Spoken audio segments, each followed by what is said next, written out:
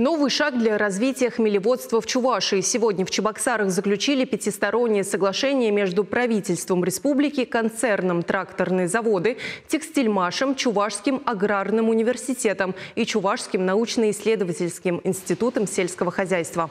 Эта культура традиционная для нашей республики. В Чувашии выращивают более 90% всего российского хмеля.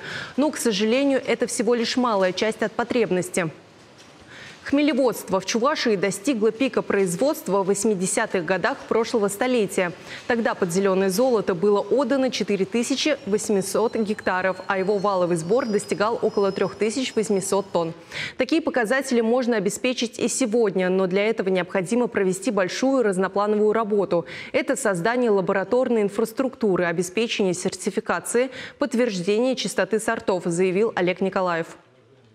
Подписанное соглашение объединит усилия власти, науки, образования и бизнеса. Документ предусматривает реализацию концепции развития хмелеводства в Чувашии до 2025 года и будет способствовать более широкому применению инновационных технологий, модернизации и техническому перевооружению хмелеводческой отрасли.